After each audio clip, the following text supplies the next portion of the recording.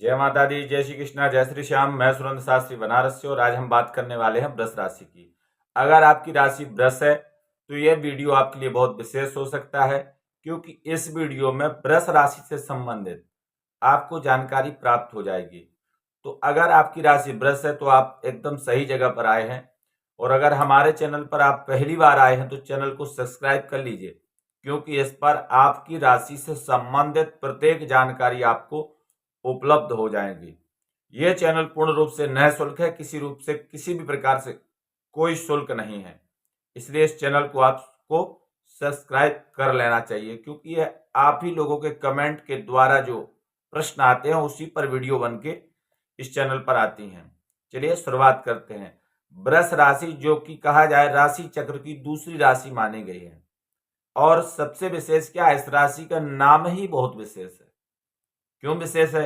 क्योंकि पहला तो वृष अर्थात आप समझ गए होंगे, जो बंजर भूमि को भी उपजाऊ कर दे।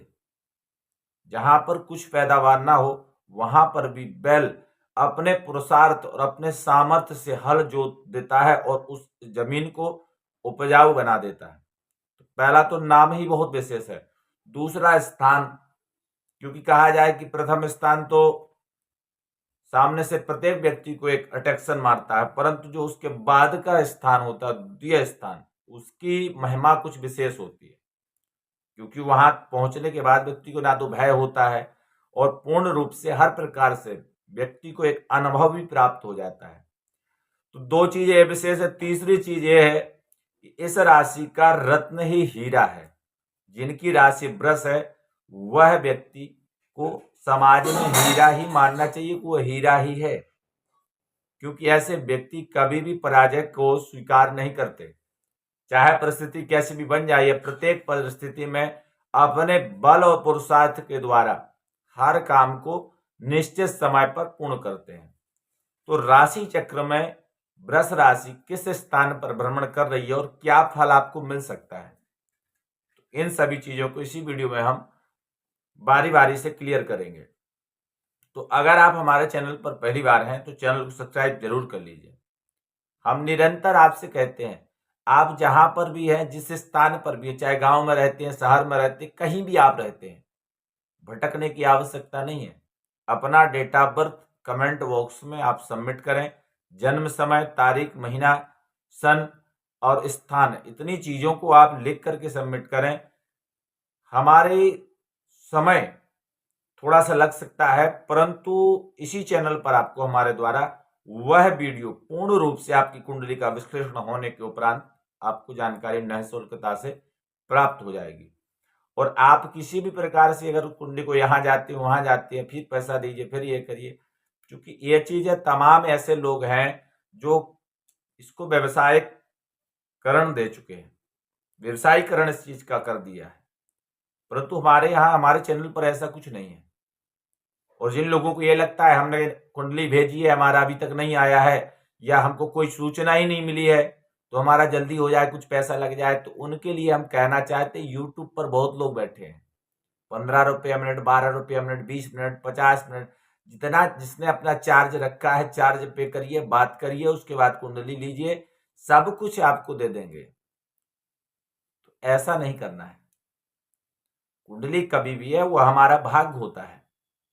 कहा कि भाग्य सबको नहीं दिखाया जाता, देखने वाला भी श्रद्धावान, और दूसरी चीज थोड़ा समय देकर के उस चीज को व्यवस्थित रूप से देखे। तो राशि चक्र में वृष राशि किस स्थान पर भ्रमण कर रही है, उसी हिसाब से उसका फलादेश भी प्राप्त होता है। कई लोग विशेष रूप से देखते हैं कि कुंडली में लग्न के द्वारा फलित होता है, और कुछ लोग राशि के द्वारा फलित को देखते हैं। तो राशि के द्वारा जो फलित होता है वही राशि चक्र का विशेष फलादेश होता है। इस समय वृष राशि राशि चक्र में देखा जाए तो अष्टम स्थान पर भ्रमण कर रही है। अष्टम स्थान यानी मृत्यु क्षेत्र।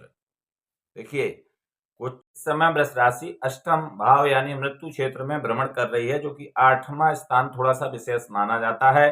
तो वृष राशि वालों के लिए विशेष रूप से वाहन इत्यादि में जो है सावधानी थोड़ी सी रखनी चाहिए। एक चीज है, आप वृष राशि का जो अधिपति है, हमने कई बार कहा है कि राशि जिस स्थान पर है उस स्थान से फलित तो होगा ही, परंतु उसका मालिक किस भाव में है वहां से विशेष होता है। तो वृष राशि के जो मालिक हैं वो शुक्र कहे गए हैं, और शुक्र जाकर धनु राशि में तृतीय भाव में यानी भाई बंधुओं के स्थान पर स्थापित हैं। इसलिए यह क्षेत्र थोड़ा सा अच्छा हो जा रहा है, इसलिए क्योंकि शुक्र का यहाँ पर आना त्रिकोण में, जो कि शुभ सूचक हो गया, साथ में अन्न धन की बढ़ोतरी दे देगा। परंतु इस चीज को आप विशेष ध्यान दे लीजिए कि आपकी कुंडली में कहीं शुक्र की महादशा तो नहीं चल रही है, या फिर शुक्र की जो वृष राशि है वह अगर अष्टम भाव मृत्यु स्थान में स्थापित है तो इस स्थान पर कहीं शुक्र तो नहीं है, और अगर शुक्र है तो कितने डिग्री पर है, कितने अंश पर है, उन सभी चीजों को विशेष रूप से देखना चाहिए। अब जैसे यहाँ पर राशि चक्र में स्थितियां क्या बन रही है कि वृष राशि अष्टम भाव में है परंतु शुक्र तीसरे भाव में है, जो कि बृहस्पति की राशि पर शुक्र है। इस हिसाब से अगर ये देखा जाए तो त्रिकोण में कोई भी ग्रह आएंगे वो शुभ फल देंगे, तो यहाँ आपका अष्टम भाव यानी मृत्यु भाव में जो भी अनिष्ट योग बनेंगे वह सब समाप्त हो जाएंगे। इसलिए विशेष रूप से थोड़ा सा आपको वाहन इत्यादि में बस सावधानी बरतनी है। बाकी अन्न धन का विशेष योग रहेगा। 13 से 30 ये समय आपके लिए विशेष है। इस समय में आपको थोड़ा सा, बस इतना ज्यादा कुछ नहीं, थोड़ा सा करना है। ओम सुशुक्राय नमः इस मंत्र का आप निरंतर 13 से 30 तक जो है प्रातः काल उठ करके स्नान इत्यादि करके 108 बार इसका जाप कर दें, और सफेद वस्तु का दान कर दें शुक्रवार को। क्योंकि शुक्र का दान जैसे चावल हो गया, चीनी हो गया, सफेद वस्त्र हो गया, इन वस्तुओं को आप अपनी इच्छा अनुसार दान कर दें। और साथ में ये देखना है कुंडली में कि हमारे इसमें महादशा किसकी चल रही है, क्योंकि ज्योतिष में तभी आप कुंडली में विशेष रूप से देख सकते हैं जब ग्रहों की गति और उनके पावर को देखेंगे। अगर पता चला कि आपकी महादशा किसी विशेष ग्रह की चल रही है परंतु वह ग्रह मृत अवस्था में है, तो आपका कोई बिगड़ने वाला नहीं है। कोई कह दे कि आपकी राहु की दशा चल रही है या शनि की दशा चल रही है या ऐसा हो जाएगा वैसा हो जाएगा, तो इससे विचलित मत होइए। आप उस पावर को देखिए कि अगर एक युवावस्था 28 साल के लड़के के साथ एक 75 साल के व्यक्ति को लड़ाया जाएगा, 80 साल के व्यक्ति को लड़ाया जाएगा, तो क्या वो 80 साल का व्यक्ति विजय प्राप्त करेगा? बरहमेश विजय 28 साल के ही बालक की होगी, क्योंकि यहाँ पावर है और वहां पावर समाप्त हो गया है। उसी हिसाब से ग्रहों की स्थितियां भी हैं। अगर ग्रह मृत अवस्था में है तो कुछ नहीं करेगा, बाल्य अवस्था में है तब भी कुछ नहीं करेगा, पूर्ण अवस्था युवा अवस्था ये दो अवस्था बहुत विशेष है। अगर ग्रह युवा अवस्था में है और उसकी महादशा भी चल रही है और कहीं ना कहीं मारक स्थान से ग्रह ने संबंध भी रखा है, तो ऐसे स्थान पर ग्रहों का आगमन अनिष्टकारी होता है।